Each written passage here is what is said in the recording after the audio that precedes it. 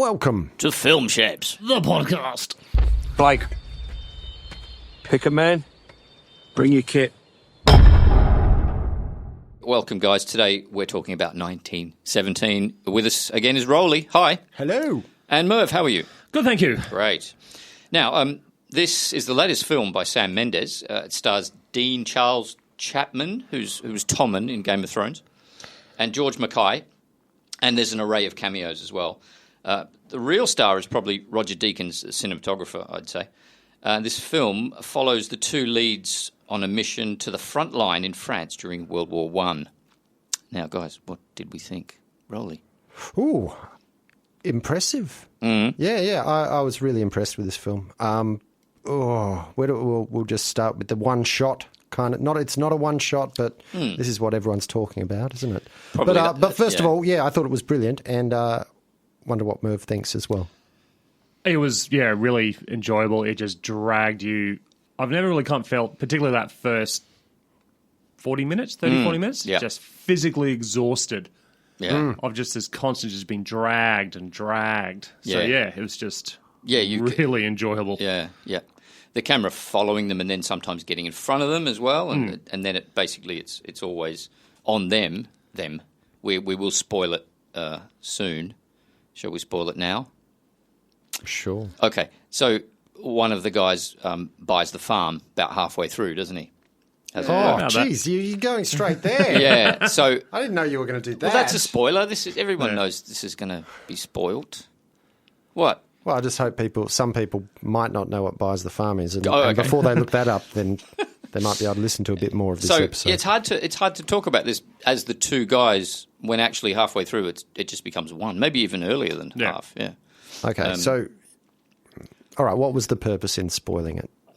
I wanted to talk about this character that sticks around, but I would have mentioned it without the other guy. I feel like you just wantonly spoiled it for no real reason. Not really defending except to myself. spoil it. But no, that's all right. Yeah. That's all right.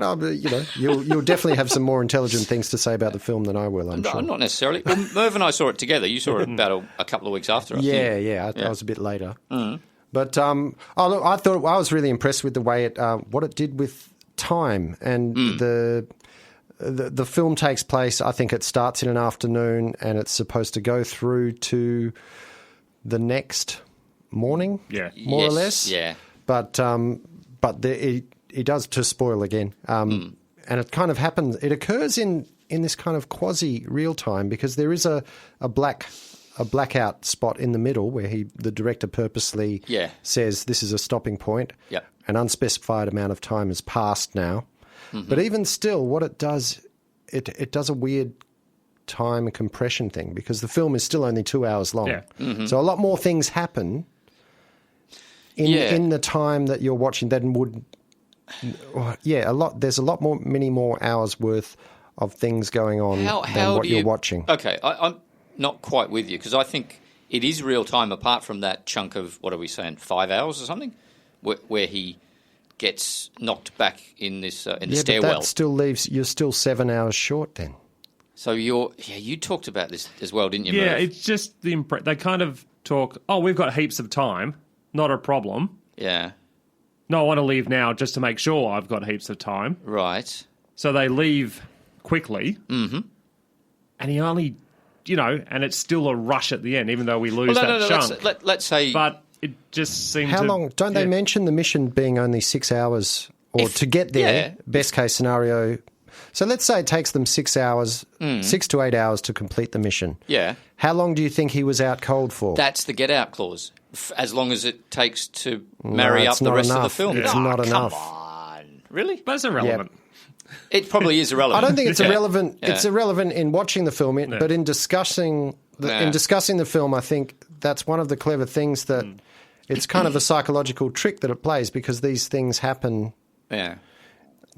Even though you're watching it in real time, there's a compression of time going on. There's more events. Do you mean they're speeding up the film? For instance, dawn happens quickly. Yeah. That's how dawn happens. We cross from. Isn't it? Not quite that. No, well, it doesn't happen to the level. When you think about it, that's only 20 minutes you're watching there. where that transition is from pitch black at night in the town where all the fire is to him jumping in the river and getting out. You think there was some river suddenly time it's as well? bright. It's bright there. No, I think that's just how. I mean, obviously they shot the film in many different chunks. Of course, yeah. And they decided that it was going to get brighter and brighter at this point, and we've got to speed up the dawn a bit here, so you're kind of watching in fast motion in a way. It didn't. You can't say as you watched it you were jarred, right? No, I'm not saying that. So maybe that's why doesn't matter then. Maybe that's. I'm not saying. Yeah, I'm saying it doesn't matter in the viewing, but that's what makes it interesting is that you don't even notice. Yeah. Because I think probably 10 hours are supposed to pass between the beginning of this film to the end, and he's out for 5, which leaves another 5. Well, who said 5? Just me. You did. Yeah. Well. So maybe 7 or 8. Even if he's out for 8. Yeah. It's unconsciousness. No, you can't, because that's a 2-hour film, which is about right. Right. So you've done it. But I think it would have been, but it was still bright when he went in. It was getting dusky. It was heading towards, so it's shot in summer. Spring? I'm just saying, because of course I think it was June, wasn't it? I can't remember. So it gets dark at 10, 11 or something like that. Well, we're probably getting a bit tied up with the time. I don't know. But I know what you mean. Yeah. I kind of get the impression, kind of the way they talk at the start is they have plenty of time. But it all does suddenly seem, it just seems to be 3 miles down the road. Yeah, okay. Yeah, he's on the bus and sometimes stops, and then there's a truck as well. Yeah, the truck takes him a little bit. Yeah, anyway, that's not very far though. Yeah. Did you guys know anything about this continual quasi one take thing before you went into it? Not a clue. Okay, I did because you'd mentioned it. Sorry, you'd spoilt it already. I can't stop spoiling things. But no. But that wasn't. How cool is it though? It was great. But I tried at the beginning to be a bit of a nerd and say, I'll see if they really do pull this off. I wonder where there must be some cuts along here. And there's probably about 30 in there, right? Yeah. But after 5 minutes, I just thought, fuck this, I can't watch it and analyse as well as watch it and enjoy it. So I just gave it up. Mentally, I shut off and just watched the film. Yeah. They're not noticeable anyway. I mean, when the camera goes past a tree or a when they leave, dirt. Like Hitchcock had to do it by delving into a big chest that was dark and then pulling out and on another reel of film, right? Yeah. But these days, as long as they're off screen, you cut on a wall basically, and you can fog that over. So it's easy enough, I think. Apparently, the longest continuous take. How long do you reckon? 4 minutes. I was going to say 10, maybe. Roly takes it's about 8.5 apparently, according to the director. Yeah, so that's pretty good. So they shot it in what was the shortest chunk then? Under a minute, apparently. Yeah, right. Okay. Yeah. 30 seconds or something. I mean, that makes sense. They weren't doing it as a kind of show off kind of thing. It's not like Russian Ark or something. Or on Birdman. God. No, I think that. I mean, I've heard a few other kind of listened to a few other commentary on the film, kind of call it a gimmick. No, but thanks. It's kind of one of those things where I think it's filmy people. Who said that? They're idiots. Yeah. Twats. It drove the story. Yeah, for sure. The whole point of just this desperate rush to kind of get somewhere and just through. Yeah, I mean, what's the other kind of one I've heard? It was very video gamey in the way. Okay. Yeah. But I'm not one who knows too much about classical literature. But isn't the Odyssey just basically a journey where you have these big kind of meetings of prominent characters in it? And that's kind of what it is. It's a journey where he kind of meets these prominent characters. I think that has been brought up in the context of this film before, for sure. And that's the thing. It's very linear. Yeah, of course. Isn't it? Yeah. And the other thing I like, the locations are never repeated. They actually built all these sets for them to run through. Yeah, and that's great. Just amazing. The you've seen somewhere on the internet the map of Parasite from the rich house down to the poor house. Yes, Okay, what Shady's doing here is he's changing the context completely. We're talking about another film now. Oh, look, all right. So that's what I want to see for this film. I want to see someone mock up. I'm not going to do it clearly. From the beginning of that tree to the final tree. That'd be something nice to look at, wouldn't it? So, okay. So with the town on fire and all the river, all that sort of stuff. That'd be quite Good. Can somebody do that and put it up on the internet, please? Thank you. That scene, let me just cut. I'm just going to segue into nothing. The scene where from where he wakes up until where he jumps into that river, fucking amazing. Yeah, that's beautiful. That's the best bit of visual film that I've seen in years, I reckon. It's incredible. Yeah, those the shadows from the flares and everything, and that was all meticulously planned apparently as well. They have them on had wires or something? I'm not sure. I thought they were real flares, but I know they did test it all with models and things beforehand to work out where the shadows were going to land. And yeah, fantastic. Yeah, it was very surreal. This is Roger Deakins, of course, who used to work a lot with the Coen brothers, probably still does. Have a listen to some of these films. 1984, from the 80s. Sid and Nancy. Right. Barton Fink. No Country for Old Men. Many other Coens again. The Reader. Skyfall. Blade Runner 2049. So this is the cinematographer. Yeah. Everything Deakins has done. Lots more. And also a film called Shady. Do you remember this? You cut something out of a TV guide in 92 or something and left it in my letterbox. That wasn't me. Well, I'm sure it was you, dude. I'm sure. Who else would it? But that list doesn't surprise me. If I was to pick up a camera tomorrow and go, I'm going to be a cinematographer, and I just happen to get a gig, I'm not pulling that off, am I? No. That's quite a bit of work and preparation. Yeah, for sure. Absolute masterclass. Yeah, he's genius. The editor was also Lee Smith, who worked on Dunkirk by Chris Nolan. All right. I wonder if that's... I mean, he's an Aussie guy too, Yeah. I wonder if he brought some of that to it, some of his war skills. Did you have any sort of jump out of your seat moments on this? Yeah. I think the explosion in the German tunnels. Yeah, because you sort of know something bad's going to happen, but that was... Yep. That gave me a good intense. jump. The first shot when he's walking along that crashed bridge. Yeah, lots of that kind of stuff. Yep. Merv, you were saying before it was physically draining, I thought. Yeah. You said? Yeah, just when they're crossing no man's land into the German trenches, until you just get that respite of when they emerge out of the barracks. Yeah. It's just non-stop, just go, and it's two different sorts of tension. You got that first tension of when's the bullet coming? When's the bullet coming? As they're crossing no man's land, because are the Germans gone or are they not? Mm-hmm. And these guys are just completely exposed, and you get the warnings about watch out for the shell craters because you can drown in them. Yep, that was a good setup. Yeah, and you just and you watch them kind of go through the mud and slipping a bit. Mm-hmm. And then you kind of get through there and, hang on, then they go into the barracks, and again you're like, something's going to happen here. Because you kind of know as it's... Yeah. And then it happens, and you're racing through that again, and finally they're out, and you're like, And then you've got that nice moment when then they move into that little almost fairy tale-esque farm. Yes, yeah, right. It's a real kind of... With this oasis of... pink... and you just blossoms. You just know something shit's going to go down. Yeah. Well, it's it's kind of this little oasis. You've just gone through this mud and ripped apart, rendered landscape. Yeah, and you've gone through all the shells, where all those the shells for the Germans, and then suddenly you step around the corner.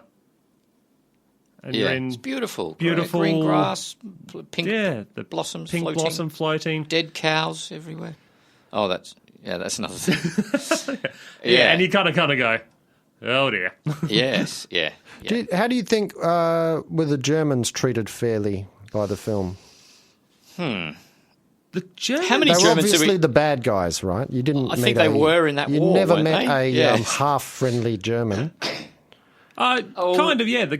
Yes. Which one? The young soldier who, in the dark, when he's in the second act, or you could almost call it, or the second half, when the sneaky one that says he's not gonna scream, and then he screams. That one. The one he strangled. But he's a young kid who's like, this is like what? The backstabber. Yeah. I'm sorry. The guy that tried to stab him as well. But no. That's. But he wasn't like some maniacal.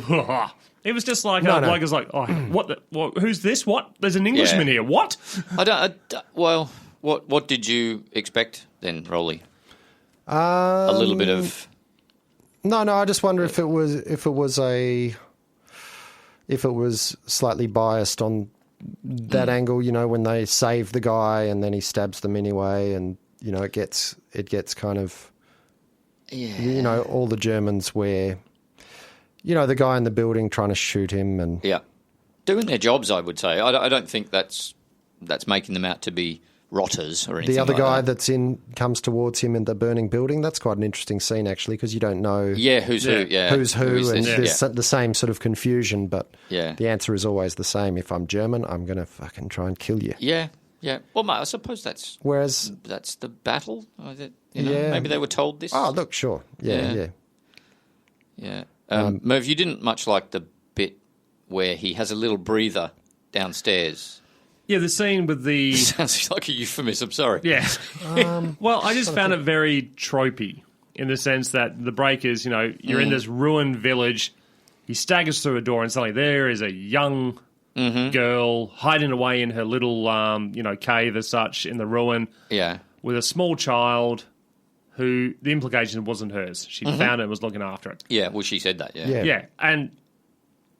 How many times have I've just seen that so many times in kind of war films? Yeah, but don't you think that sort of fleshed out his character a bit? He's very, very capable with a child, meaning he's got a baby. Family man. He's got a kid back in England. He's very non-German with his love of children. You love the Germans, man. Yeah. We won. Yeah. Jesus. I think, it's... Well, I think that was the thing during that war. The Germans did quickly earn a reputation for being baby killers and a false reputation. Well, things happen, but a lot of the stories were propaganda. Sure, I should put in a plug, not that it needs it, but Dan Carlin's podcast called Countdown to Armageddon. I think that's the one.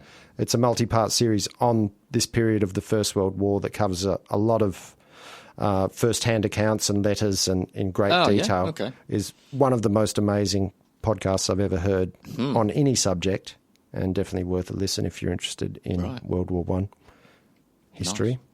But the baby, was it a necessary scene? I'm not sure.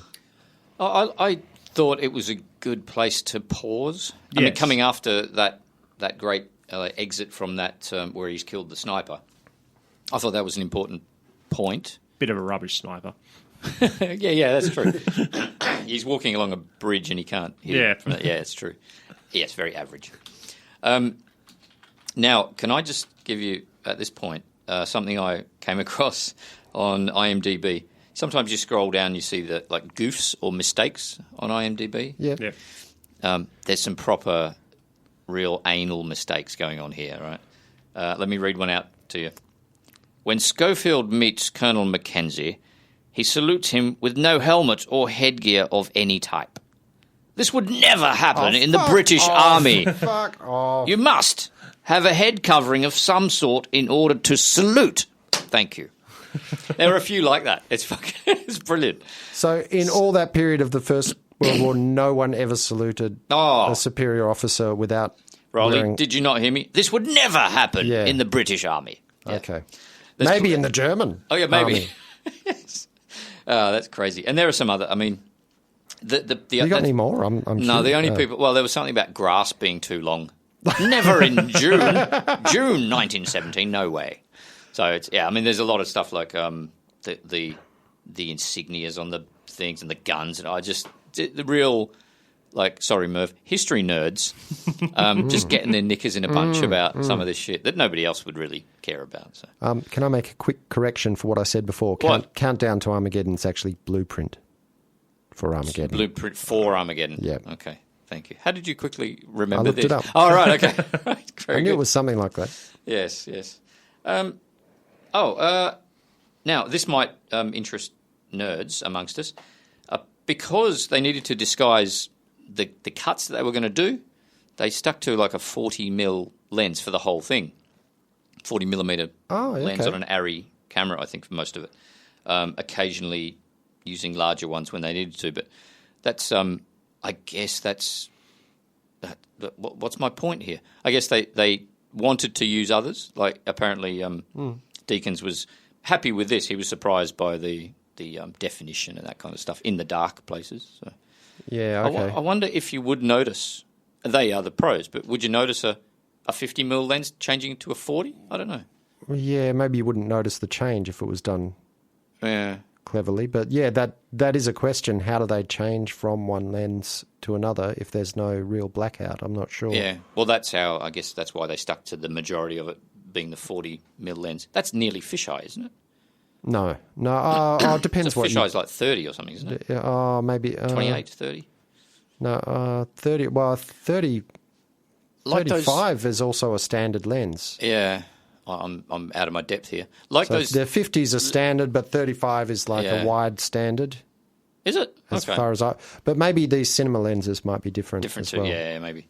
What are those things that Lanthimos used in The Favourite? Remember that? Yeah, those weird fisheye kind of things. Yeah. Not a clue. No, sorry. Just fishing around, aren't we? Lens nerds. Fishing for fish eyes. Anything negative apart from the anti-German position? Yeah, and, I really just raised that as a question. You know, did that hit your mind at all? No, not at all. They were almost... They're almost kind of always something that was over the next horizon.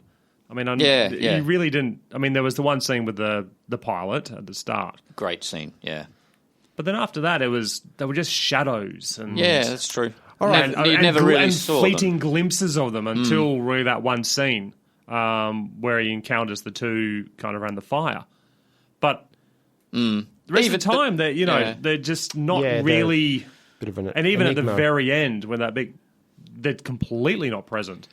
It's not about them, really, is it? Then no, it's just the journey. Yeah. And I mean, I did feel, that emotional kind of outpouring at the end where he's running along the trench and the bombs are exploding everywhere. I did feel that was a little bit. You're just playing with my emotions now. I think that was purposely kind of a money shot. Yeah. Right. That was a very obvious part of the film. Yeah. Which, I don't. But it was very emotional at the same time, which is obviously what it's set out to do. But so they don't want him to just Hollywood. They don't want him to land in that area and say, "Oh, here's the guy I'm looking for." Straight away, they wanted something else. They wanted some other set tension piece. raiser, set piece. So and with the music rising, I can't remember exactly what the music was there, but I'm sure it rises up. Yeah, probably. Yeah. Did you like the end bit? Again, spoil. Sorry, I'm going to spoil this with John, what's his name? Rob Stark from Game of Thrones as the brother. Yeah. That was quite kind of full circle moment. Really. Yeah, he's found his brother. I thought that was quite sad, quite emotional. Yeah. I just thought it had to happen though. Yeah. That's true. I did just think it does go back to a tree at the end as well, doesn't it? Tree to tree. Tree to tree. Yeah. That's the subtitle, 1917, Tree to Tree. So, no, I mean, some people are, and now I'm thinking about it, some people are saying it's too formulaic. Take out the so-called one-shot gimmick thing. It's quite a formula film. Now, I think they're complaining about nothing really. I would argue with that. Most films are. It's not because of what I was talking about before. It's very linear and formulaic in that sense. But the way it compresses time into that 2 hours that you're watching is not formulaic. It's quite unique and original. Are you talking... Okay, do you remember Dunkirk? Like I almost... Yeah. Do you remember how that fragments everything up and sort of spirals in on one point in the ocean? Remember that bit? Like because 1 week, 1 day, and one 1 hour or something. Is that right? Yeah. I mean, that's unique in its own way, but I can see this as a film that people will start to copy more, that style. 1917. Now that the technology is there to do these kind of seamless cuts, because it is almost, it has almost invented, I don't want to give it too much credit, but it's a new style of storytelling doing what it's doing. Yeah, Is it? Do you mean the technical aspect or the actual? No, intellectually almost. Just watching a film play out before you, following characters in real time without any editing, and it's without any cuts, rather. And it's a single perspective. It's only ever from their perspective. Well, it's still kind of third person. Yeah, but the camera moves, looks at them from the front, looks at them but we're following them or him. But a traditional film, you'd cut to probably the brother. Yeah. Waiting, we've got to go soon. Building that tension. Exactly. So something like High Noon from way back in the 50s is a pretty much a real time. It takes an hour and a half from 9 till 10:30 or something in the actual film. Yeah. So doesn't follow Gary Cooper or whoever else. So I'm saying that in the future we might see people make films in this style that cover, is it possible, a whole week in the time that it takes. Wasn't there a film called Veronica or something, like a Spanish film where it follows a woman in one whole take for about 2 hours through a maybe Berlin. There was one called what's that called? with the 4 screens. What was that called? Time Code. Time Code. Oh, okay. Yeah. And they're all real time 4 things, and they meet up at some point at the end. But no, I think this was a little, as a proof of concept. This says, you can do it. You can add on that extra couple of hours, even if it's only a couple of hours. We can kind of have those couple of hours somehow condensed into this 2-hour film. So we can have 4 hours somehow condensed into a 2-hour film, and no one seems to notice. I'm still not going with this time compression thing. I don't see what you mean. All right, well, we just disagree. You've not explained it well enough. Well, that may be the case, but I'm saying they're compressing 4 hours into 2 hours, and nobody notices. Well, I certainly didn't notice. Yeah. I don't know. So what's to stop them saying, if that's how this thing works, maybe you can do that with 8 hours. Maybe you can do that with 8 days. What, so they get onto a treadmill in a gym, and that's, as they're running, that speeds up time or something? Let's say he looks at the watch and it's 9 a.m. He's still on the treadmill. Yeah. Gets off the treadmill, looks at his watch, and it's 10:15. Right. But the scene itself only lasted 5 minutes. 2 minutes or whatever. Okay. Yeah. That didn't happen in this film. It can happen, I grant you that. Oh, they didn't. The only place I think it might have, in a way, happened was when he was on the truck. Yes, because we didn't see anything outside. Yeah, that was the only scene I can kind of think of. But why do that?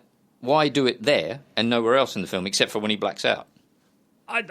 Well, again, you kind of got the impression he had quite a distance to travel. And if you go by him hopping on the truck, he went all of 120 metres. That's right. No, he's right. Yeah. From the time it taught you, then he stopped and did all that. Yeah. But you got the impression he actually jumped forward to the town, which was right next to where the troops were. That town, he had to hit that town. That's why I want to see a map. Even that whole going through no man's land, even though it only happened on screen for, I don't know how long? 10 minutes probably or something, yeah. My mind thinks, they were probably there for, at least an hour getting through that no man's land. Okay. No. I thought that was real time. It was real he's time, taking it as but when you think about that in the reverse and you think of it when you're looking back at it, I can easily imagine. Yeah, that's because it wouldn't have taken just 10 minutes. It would have taken much longer. Yeah, it's like the theatre. You just accept. The suspension of disbelief. I think I know what you're talking about. The trenches weren't that far apart from each other. Sure. No. But this is your perception of the time, not them. It's about more about the perception, and the trenches weren't that far apart. But if that had have been. If you had have sent 2 real guys over there, I think they would have taken more than 10 minutes. With all the mud and water and shit like that, yeah. I mean, but in movie land, you can make it, condensed. Yeah, interesting. There has to be there's a little mini doco about the making of this, right? But there's a couple. I need to see something a bit longer, I think. See how they did it. I'm not sure. Wait. Yeah, I'd be curious to go back and see if Blu-ray. anyone's done the sums on the timelines and the map, as you said. Well, the map, it would be interesting. Am I going to have to try and make this map? Go on. That's because there's a real city called, was it Escu or something? The name of the town that he ended up in? Yeah, well, it's all based on stories that Mendez's grandfather told him. And I think, so it's, it's kind of based on things that supposedly happened, which he's taken and turned into the story. Now, sorry, just finally, guys. Favourite cameo? Strong. Yeah, me too. Yeah, definitely. Mark Strong. That had purpose. Yeah. Roly doesn't have any. This is where you're. This is the gotcha moment, isn't it? This is you're getting me back here for saying that you spoiled too early. No. Are you going to spoil a cameo? How can you do that? No, it's the Stark brother at the end. Oh, okay. Yeah, Richard Madden. Yeah. Okay. Now, this also hasn't done very well at the box office, sadly. Really? Yeah, about 290 million so far. Still in cinemas around the world, but I would have thought it'd be up to near $1 billion at the moment, but nowhere near it. So. Yeah, it is. I mean... Doesn't say much for the... It is the quintessential dad film in a way. I suppose. If you don't, Yeah, two dads in this room, I guess. That's possible. But I just mean, if my old man was going to go watch a movie at the cinema and he has not been to the cinema probably for 15 years, I can kind of see him be slightly tempted to step out to see this one. Yeah. Not The Irishman? That was that guy that we talked about. There was a dad that hadn't seen a film for 16 years. Oh, that's right, yes. And he went to see The Irishman. A farmer, right? Yeah. Yes. Yeah. Well, I mean, I loved it. I think it's going to be hard to knock that off the best film of the year. Oscar nominated.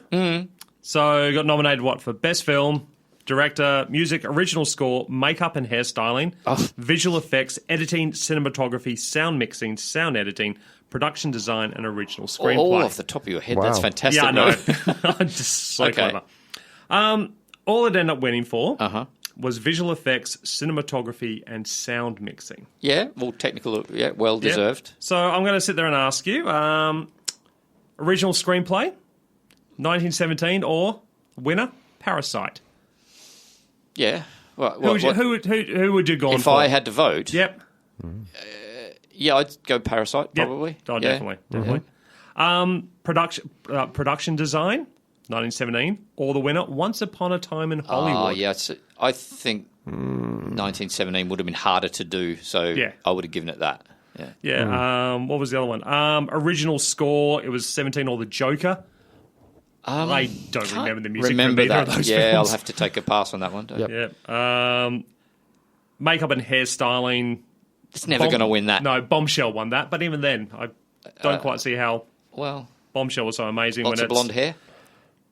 Yeah, and I said, would have you given Mendes Best Film or Director over Parasite? See, this is so... They're both great. So you got to make a choice. I don't. Yeah, you do. You do. Do I? All right. Well, Parasite was in our top 3 for all of us. Yeah, I was top for last year. 2 or 3. 2 for me. So, when you're getting down to your best films of the decade as such. Yeah. When you got to put the two. Yeah, when you're that one spot where does it pop? Oh, well, probably Us would be above them, Merv. You know how much I love that. Let's not get started. No, I don't know. I think they're different, of course, and equally good. Oh. What a fudge. Roly, what about you then? Best film? Yeah, out of those two. Do you need more time? No. Well, I'd probably go for Parasite because, I like the idea of a non-English language film being a winner. But that's biased, I know, but I think they're all biased anyway. Of course, yeah. So at least be honest about your bias, and that's what I would say. Yeah, I would have gone for Parasite because I think it was as best film because it was just it was a more interesting film. But this is a 2020 release, basically, isn't it? Well, they're pre-Oscars. They both were up against each other. Yeah, right. So what am I talking about? Oh, for our Yeah. Our judging, this will be 2020. Yeah. Our judging doesn't matter. Yes, yeah. But best director, I might have probably gone Mendes because I think he did such an amazing I can job. see that. Just to manage. I mean, was there scenes where the cameraman, they hopped on a trolley, they hopped off. Yeah. And then they swapped cameras, and the old cameraman had to run forward, and he was in a British uniform, and he was suddenly a character in the film. Right. And perhaps this is why Deakins won it instead of maybe they said if Deakins gets this, let's give the director to the Bong Man. So. Quite unlikely films to be comparing, but why not? The maps, man. The maps. They were both up for best film and all that in the Oscars. Yeah. So best map. Best map. Who wins best? Who's the winner? Who wins best map? I think 1917, if I ever see it, will win best map. Because it's a bit longer. If you ever make it. If I ever make it. I can't do that. Let's be honest. You can do it, can't you? With your gear here? No, you just do it with a pencil. A pencil? Fuck. Surely there must be somewhere in the production archives of the film where they mapped it out. Yeah, how to get access. They'd have to have. I reckon they made a complete map of. When you read Lord of the Rings and it's got the map of it's inside of in Middle Earth. Yeah. That's all you need. A few mountains drawn in, 3-dimensional mixed in a 2-dimensional kind of scene. Yeah, okay. That's fine. I'm going to try and steal one from somewhere. That's the best thing to do, and then put it on the internet as mine. Sure. You heard it here first. Okay, guys, thank you very much. See you next time. Goodbye. Bye. Bye. If you don't get there in time, we will lose 1,600 men. Your brother among them. Good luck.